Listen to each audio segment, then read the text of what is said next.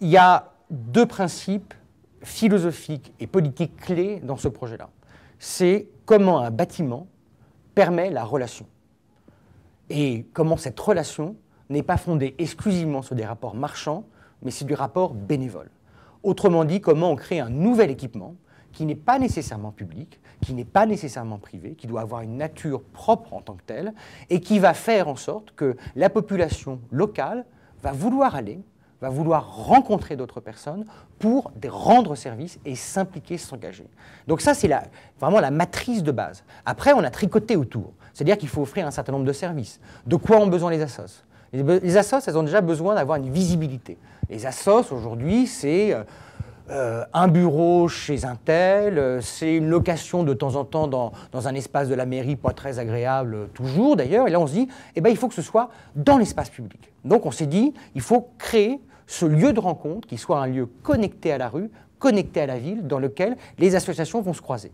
Deux, il faut aussi rendre un certain nombre de petits services, parce que pour que les assos fonctionnent bien, il faut qu'elles puissent se réunir, qu'elles puissent éventuellement converser avec d'autres, donc il fallait aussi ouvrir un certain nombre d'espaces. Mais, comme je vous l'ai déjà signalé, on avait aussi deux ambitions un peu. C'est-à-dire que ce lieu qui est un lieu de réflexion sur le bénévolat, où on vient réfléchir mais aussi faire, doit aussi être un lieu de formation, en tout cas qui connecte l'université à l'élaboration des services publics. Donc on a aussi imaginé des espaces mixtes, hybrides, en tout cas suffisamment plastiques, pour qu'à un certain moment de la journée ou à un autre moment, ils puissent se transformer entre des lieux de réunion un peu classiques, une table et des rétroprojecteurs, mais aussi dans des lieux où on peut faire des activités, où on peut faire des séminaires, des workshops avec des étudiants, architectes, urbanistes, français, internationaux, bref, pour qu'il y ait une espèce d'activité permanente qui mélange un peu les genres, qui mélange un peu les publics, et tout cela dans une espèce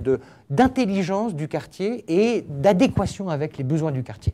Et on se plaît à dire que nous, on ne crée pas un espace public, on ne crée pas un équipement public, on crée un équipement urbain.